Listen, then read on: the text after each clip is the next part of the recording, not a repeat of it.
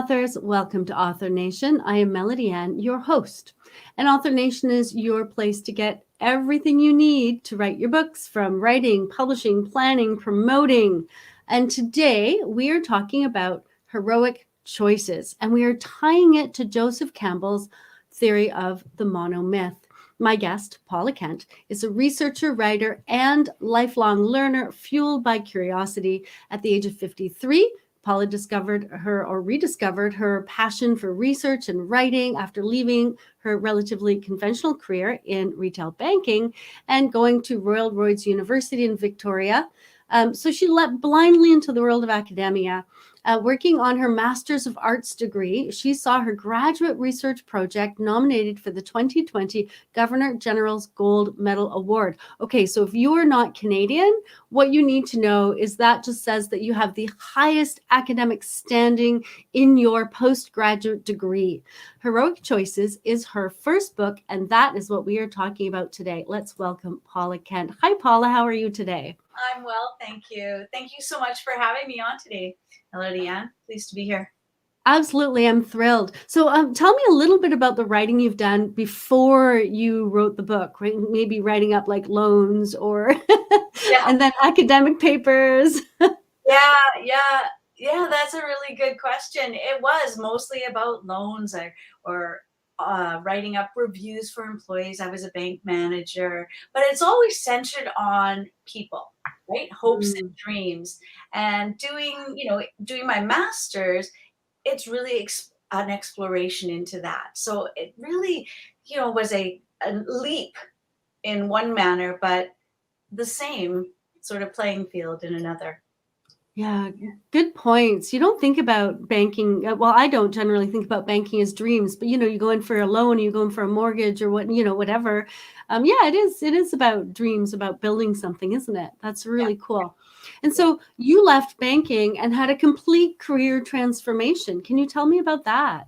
Yeah, absolutely. So when I left banking, I went to Royal Roads for my Master of Arts, but in tourism management. And again, it's right back to that hopes and dreams. They're both dealing with the same and with people. And through that experience, well, let me back up. I love to travel. So I thought, gosh, I'm going to do something that I personally love to do. And that's how I landed on tourism. But it was such a much more enriching experience than I had ever imagined. Absolutely enriching. So, yeah. Okay, so from tourism, how did you land on this topic for the book? Well, I graduated in 2020 and pandemic. And so there wasn't anything out there in tourism. And so during that portion of the pandemic, it started to creep into my mind to write something, to write a book, to continue to write, but not at that academic level, to touch on things that were meaningful to me. And through reflection, it just all came together. This talk about my own experience. I can't be alone in this, and talk about other women's experiences and the things that I love. And I'm a huge fan of Joseph Campbell. I discovered his work in my adolescence. I had many books on myths and mythology, and this underlying idea that there's a commonality to the way our stories and our myths and our legend come about. It's just intriguing to me. And I found myself through reflection slotting back into that commonality of experience. That's awesome. And we're going to talk about Joseph Campbell and his theories in a little bit. And if you are watching and you have questions or comments, please go ahead and comment or ask questions, and I'll pass them on to Paula. And Paula, I see a copy of the book in the background there. Can you tell us a little bit about the book and like how it's structured? Absolutely. So I took this came to me as a sort of one-stop idea of taking academic theories from the dusty, dry halls of research and bring it down for the every person to read in real language with real meaning. And so I've got two theories which frame the work. I also did my own research with women and their own experiences on transformation, change, fear, failure. And I've woven it together with fictional stories to represent each chapter representing the sequence, so to speak, of the cycle of transformation. And it's backed up with theoretical work, real life experience and research, and of course, the fictional stories to Yeah. explore the idea. Yeah, and I want to come back to that fiction in nonfiction later because I find that really interesting. But first, tell me a little bit about the structure. So each chapter is structured around a theme, and then that explains the theme, and then gives stories. Is that accurate? Yes, so each chapter, early on, I introduced the theories, and then I introduced what I have conceptualized as the cycle of transformation. I've labeled each sequence that we pass through, and then each chapter that follows subsequently explores that. So the first place we start is in our here and now. So there is no other place to start, and Yeah. exploring exactly what that means, perhaps how you're feeling, and the description of what other women are feeling. So I have stories and from research around trauma. I have stories from my research that women shared around their own personal fears, Mm. stagnation. And I have to honestly say, the timing I was writing it was right in the middle of that early days of the pandemic. And so it was a lived experience coming through the words onto the page. And then Yeah. each chapter subsequently explores how we move through the cycle and how each chapter informs the next stage and how we're propelled forward. I have a chapter titled Test of Resolve, and we can talk more about that later if you're interested. But the test of resolve, we've all felt that at some point, and Yeah. so how that actually pushes us forward if we can move through that, and it's Aw- important. Yeah. Awesome. Awesome. So tell me, if I walked into a bookstore and I saw this book and I saw the cover and the back and I opened it up and flipped through, before I buy it, I believe there's some promise the author is making me, right? That's why I put down my money for a book. So what would you say the promise of heroic choices is to the reader? So when I that's a really good question. Just let me frame that a bit. I'm really wanted to make it a book about observation. It's not a Mm. tell. It's not do this, this will happen, wear that, you'll feel like this. It's not anything like that. It's definitely observational and grounded in the fact that this is what's happened to me. Here's what's happened to other women. Here's what the academics say. And here is our link to our ancient ancestors, the humanity, our what it is to be human through those stories. And Right. so the promise is you can read this book and recognize where you are in your Mm. own journey. This is happening. I'm feeling this. What's next? Or, how can I make that first scary step? And whether it's, letting your hair go gray to making that change to leave work and do something else, it Yeah. feels like stepping into an abyss. It's not. And here's a bit of a guidebook to let you know what you will come across and what you can expect to experience. Yeah. I love that. The idea of, either wanting a transformation and not knowing where to start, or feeling kind of overwhelmed and in the middle, and coming across a book that kind of help me place myself in some kind of context so that I'm not feeling so lost, right? That's amazing. Thank you. Let's jump into Joseph Campbell's theory of the monomyth, or the hero's journey. Yeah. Now, tell me about your assertion of the cycle of transformation, right? How did you connect all of these? Well, it was really through reflection that sometimes our lives don't feel like life. If you look back, you think, oh, this happened and that happened. It starts to make sense. And it does have this sense of a story. And I believe and I feel that if you can look back objectively, you do uncover those moments in your, oh, this chapter, and I allude to that in the book, and I talk about that as we reflect backwards, there's, the chapters of our lives, there are moments that are heartbreaking. And yet, if we can take that and look at it with, I don't want to say without emotion, but honestly, then we can understand, every aspect of it. And how that relates to Campbell's cycle is, again, Campbell takes a myth or a legend globally and uncovers, pulls out that happened. The hero is here stagnating, and the hero makes that step forward and feels, I'm not the hero to do this, and yet they're perfectly the hero to do it. And so for ourselves, when we look back, we can say, oh, I can't believe that happened. I sometimes wonder, how did I get to the courage to leave and retire early from banking? And I don't want to say I'm the unlikely hero, but I am the hero of my own life, as we all are. And how did I do that? And that's where it all started, and that's where it just continued to go on. Now, I'm not battling dragons at this point, but we do all have to battle those pieces of ourselves that we fear. And that's how it became a mirror.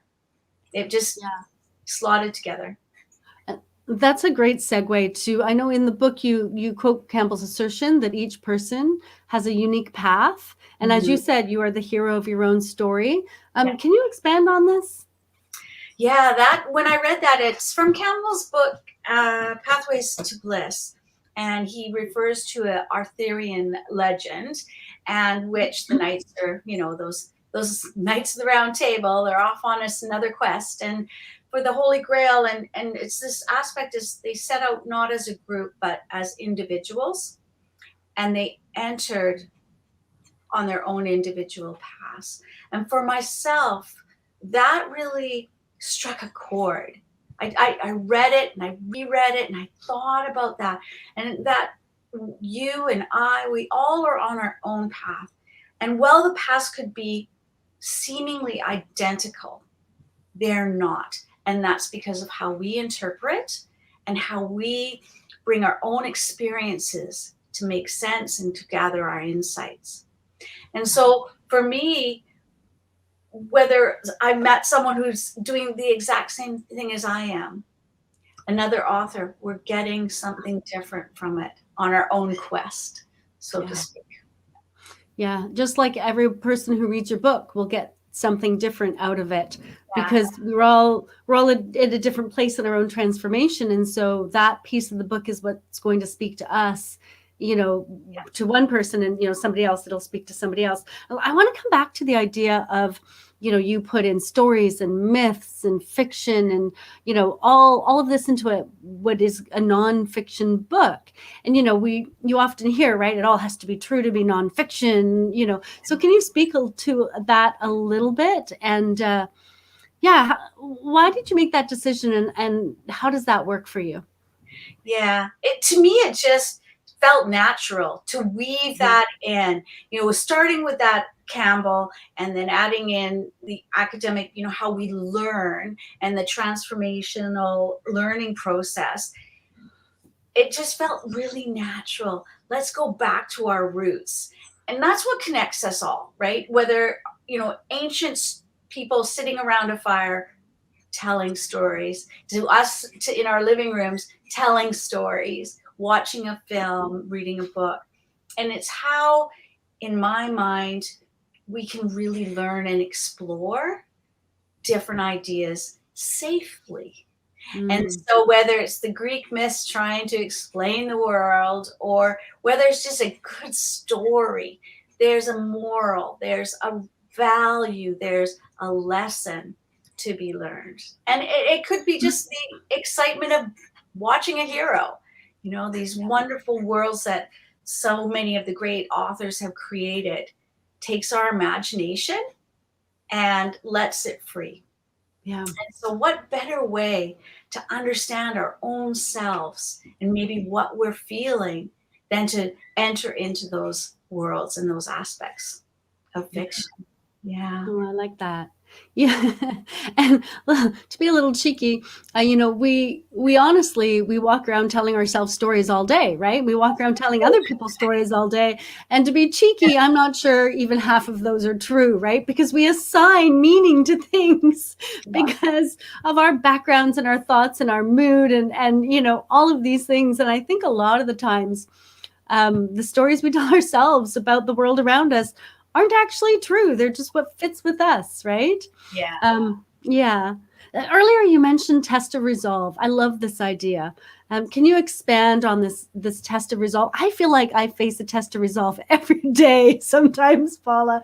Tell us a little bit more about this. Yeah, absolutely. I mean, sometimes it's just getting out of bed on a on a really dull day could be a test of resolve. But yeah, absolutely. In the women I spoke with, and I did some face-to-face, well, Zoom interviews and a lot of written interviews. But what came through was there was this part of their journey where we all feel like I can't do it. It's too hard. I don't know what I'm doing. I feel lost. And that's the moment that tells you, no, no, this is where I'm going to learn more. And it's just shifting the frame from fear and failure to, I need to push forward through this.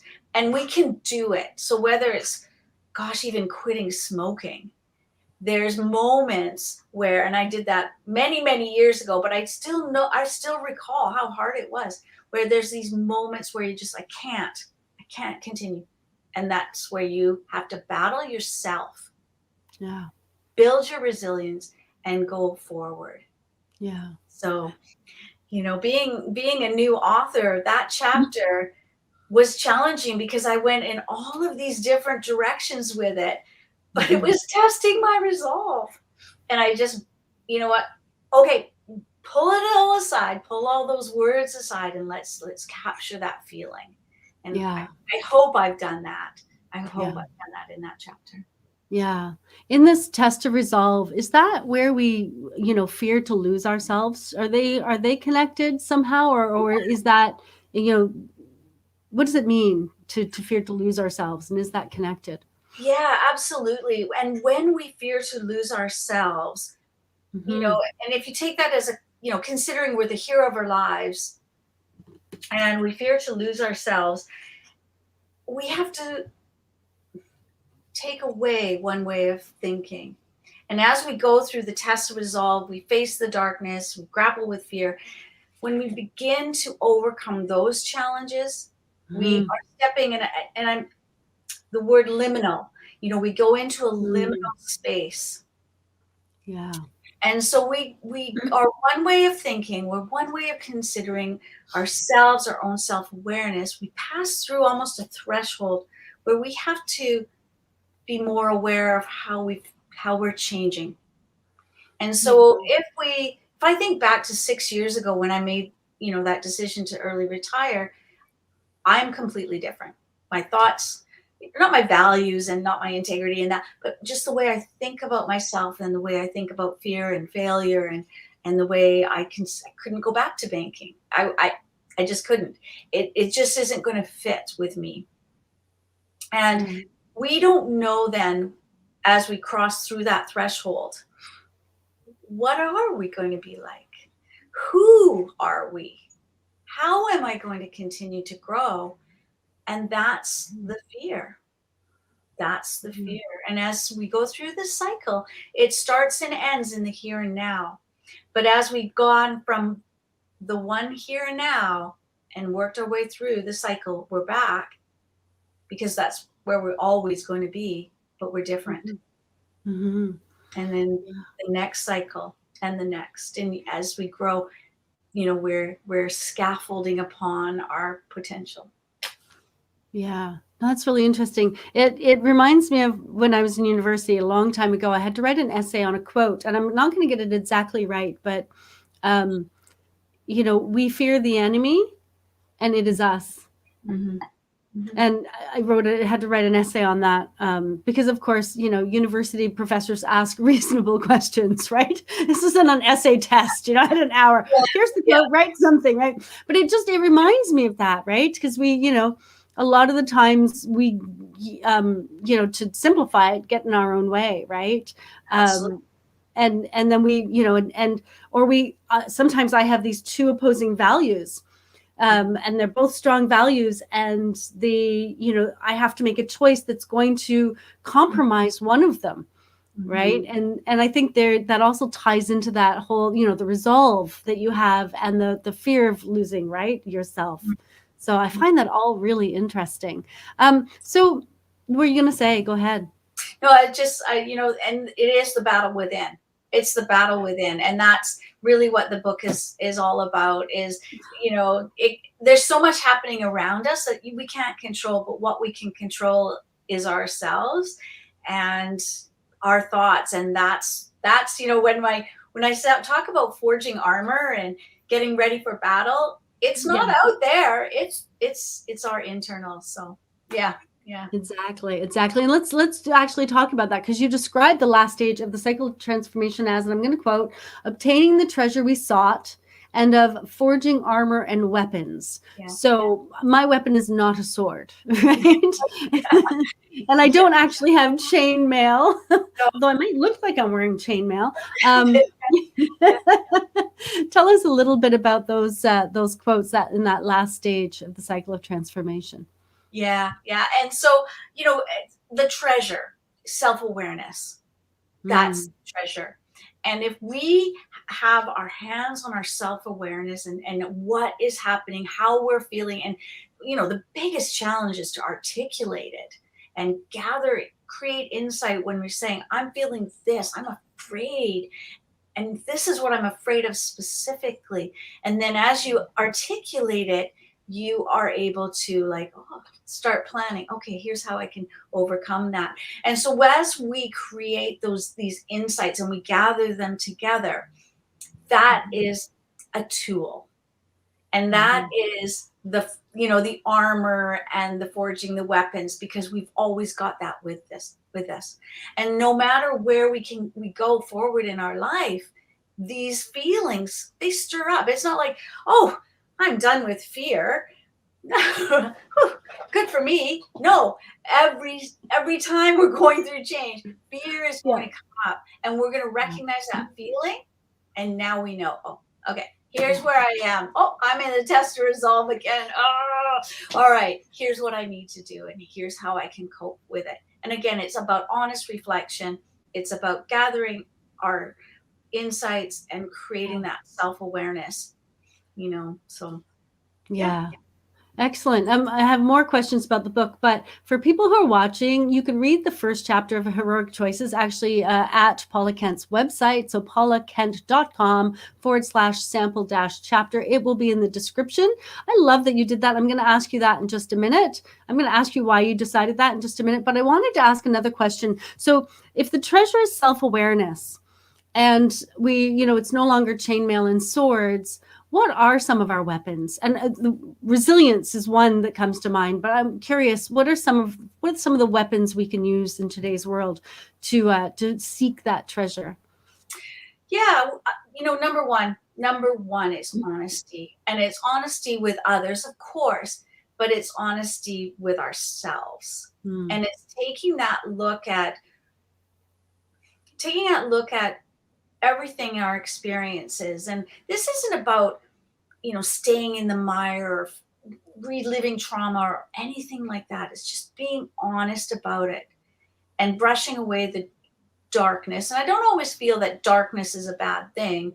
I'll talk about that if we've got time, but it's brushing it away and just facing it.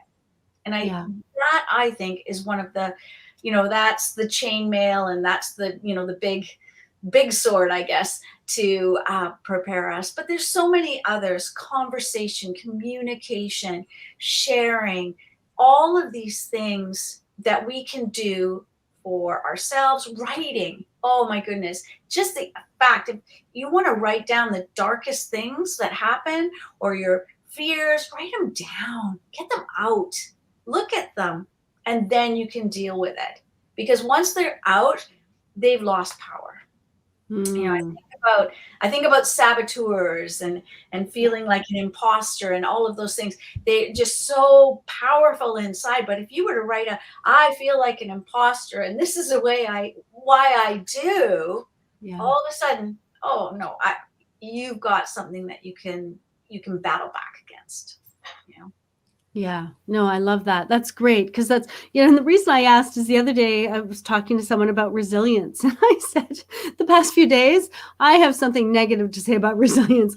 To hell with resilience, right? Give me a soft cushion to land on for a little while, world, because it's been, not everywhere in the world, but where we are. I know you're also, you're not right where I am, but you're local enough that we've had some catastrophic weather, right? And yeah, so this whole idea of resilience, we talk about it all the time, but there are other tools that we can use to come to this place, this treasure where we can be self-aware and safe with ourselves, really. You were gonna say dark, that's it. You talk about darkness, and not all darkness being a bad place to go. Yeah. I love that idea because I 100% agree with you, but I'd love to hear your take on that. Yeah, yeah. And it really starts with the story Star Wars, the dark side, right? Like we all know that immediately what it means. And it's this idea that these dark secret spots within ourselves are, not great places to be. But think about darkness as it can be beautiful, and you sleep in the dark, and it can be such intimate. I was talking to someone whose power was out and they were lit by candles, Yeah. and in a dark room, and they had candles, and their family was sitting in the dark just with a little bit of candlelight, and how beautiful an experience that is. Yeah. The flickering flame. So it's not always bad. And I think sometimes in the dark spots within ourselves, that's where those beautiful thoughts and ideas that we just kind of hide away.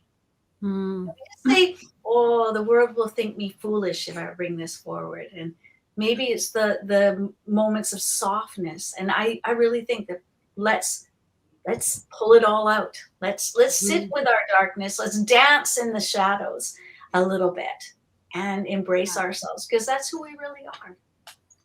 Yeah, no, that's really great.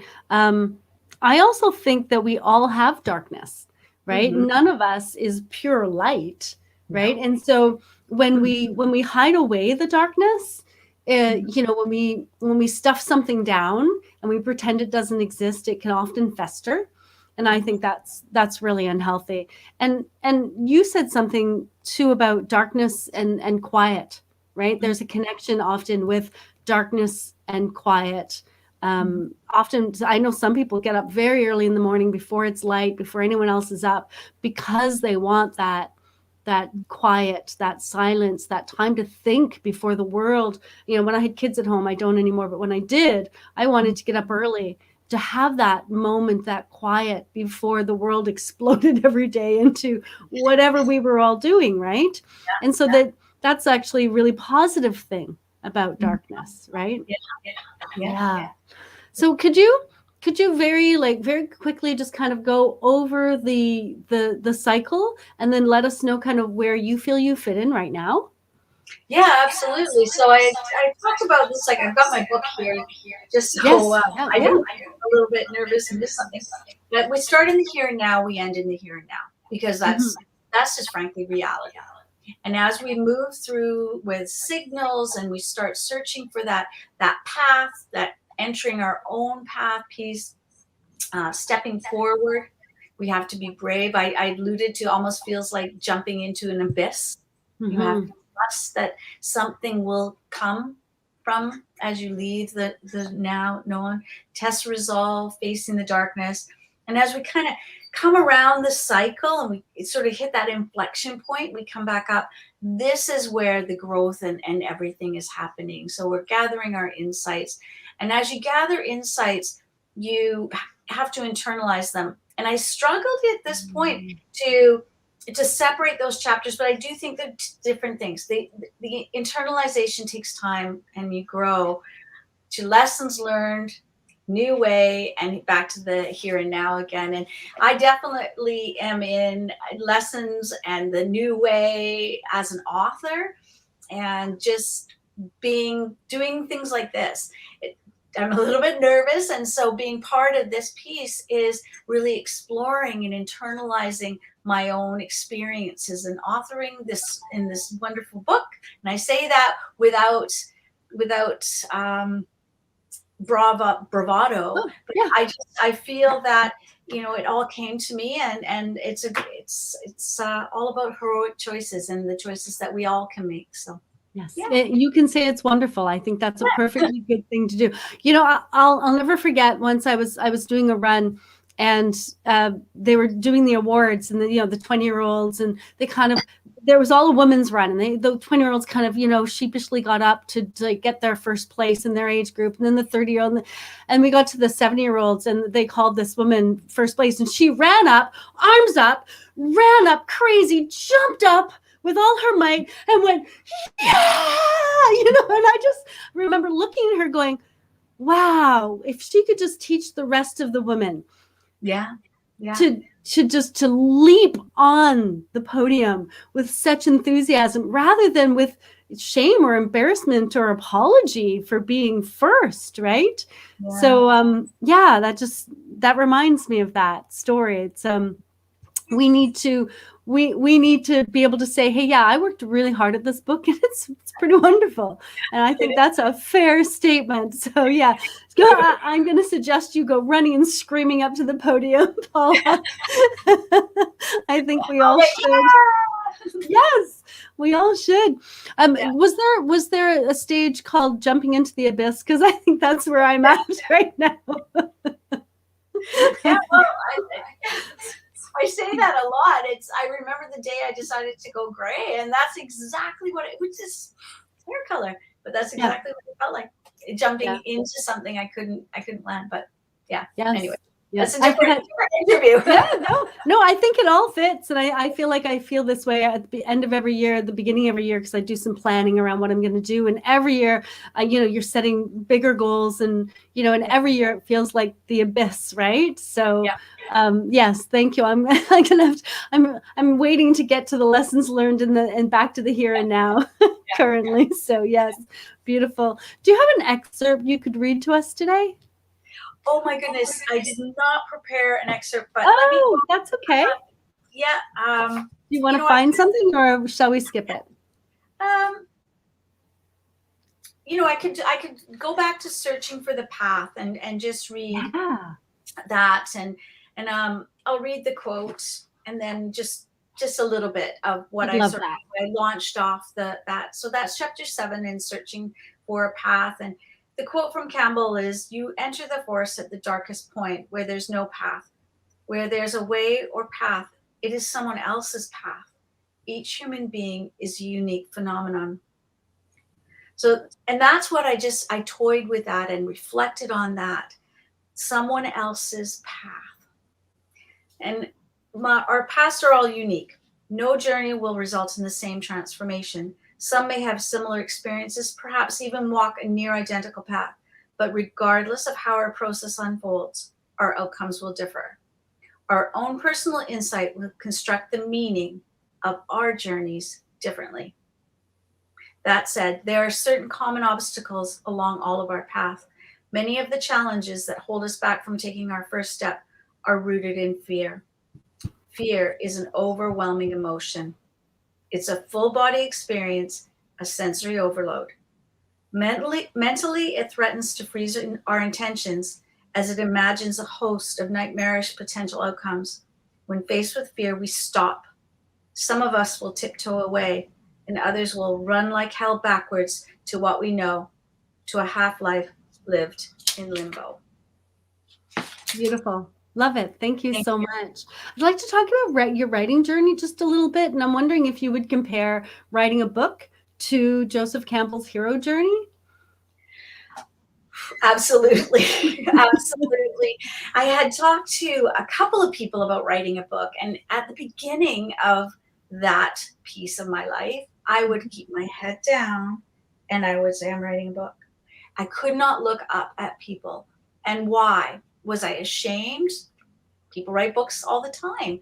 I just didn't feel that I had anything of value to offer. That unlikely person who would listen to me. And so that as I worked through the stages and of just wrapping my head around it, again, the cycle of, whether it be the movie Star Wars, which George Lucas grounded in the monomyth, to anything, it is again just a natural progression. And so through writing, you do transform yourself. You can't help but be transformed in my mind. And so for any author or anybody considering to write something, get it out there, get that first draft out, and to then go back and then edit. You're an editor, so but that you get to then reflect on the journey that took you to this complete first draft. So that's, to me, it just, you go through the same stages. Yeah. Exactly. Yeah. And so second question, what advice would you give to nonfiction authors and how they can integrate the monomyth in their nonfiction books, and how that might help, fulfill a promise to the reader, make it more interesting, or whatnot? Yeah, I think that when we are writing, and there's so many different levels of writing, and I came to, as I was doing my master's, if I couldn't understand the first sentence of a paper, I wouldn't read it.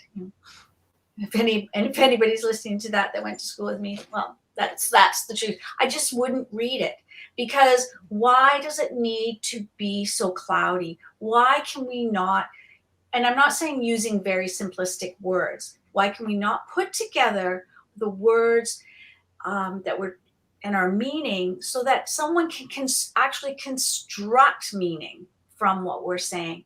And if we take a look at a fictional story, authors of fiction do a great job of creating a world, but there's nothing saying that as a nonfiction author you cannot do that also. We don't have to make it complicated. Some of the people I really admire, Brené Brown and Simon Sinek, they do a great job with this. They take these big lofty ideas and they bring it down, so when you're reading it, you can find yourself in their words. Yes. So, yeah. I just finished Simon Sinek's recent book, so yes. It's so true. So true. Yeah. And the nonfiction, it's all about exploring, for most part, exploring the humanness and what it means. That's very, those people that I admire, and as you just said, Simon Sinek. And so that just totally relates to Campbell's work. It's so all about our humanity and how our world and our cultures have developed in the stories we tell. So I find them very much aligned, and have a place for that. Yeah. And again, if you're out there and you're listening and you'd like to read Paula Kent's first chapter, you can find it on her website, paulakent.com/sample-chapter. That will be in the description. And I'm curious, why did you decide to put a sample chapter on your website? If it's been there for a while, what kind of response have you had? And would you do it again? Yeah. So I made that choice because there's so many books out there. There's so many books. And when I started telling people originally about the book, and their eyes would glaze over, theories, I don't want to go to school. I thought, no, I want to be able to have people experience what it is. So through that is the introduction and the first chapter, but also I'm female and I've written this. I'm biased. I've got a female bias, but I really want people to understand it is not a female story. This is transformation, change, growth is not gender. It's gender neutral. And I just wanted that to be front and center on my website, that people could come check it out and then hey, I want to learn more and make that decision to buy. Yeah, fair enough. And speaking of learning more, if you want to learn more about Paula, you can do so at paulakent.com. What is next for you, Paula? Well, it's quite exciting. I've just been accepted to do doctoral studies at Royal Roads University, social science, Doctor of Social Science program, and that starts in January. So that's an exciting chapter to sort of explore. And again, it's back to my own lived experience. Maybe too introspective, I guess. I don't know, or narcissistic. No, but I really want to understand this stigma of aging, especially for females, you know, and this cultural and the media I'm calling it the girlification of the aging female. And so that's why I'm going back into Royal Roads and taking a look at that and really, bringing that's going to be the basis of my next book. Yeah, I was just about to say, when you're done your PhD, we don't necessarily want to read the PhD. No. Because that's not always written for, just doesn't really bring the ideas down. But when you're finished the PhD, I'm hoping you'll write another book, because I'm really interested in the aging of women. I mean, it's interesting because human women are one of the very few women who live past menopause, right? So we obviously have a very valuable role to play, and that has been somehow pushed down. I don't know what the word is, but it is somehow being set aside. And I'd love to reestablish that, because yeah, I happen to be a woman as well. Yeah. Excellent. Thank you. Yeah. Go ahead. No, and at my website, and then at info@paulakent.com.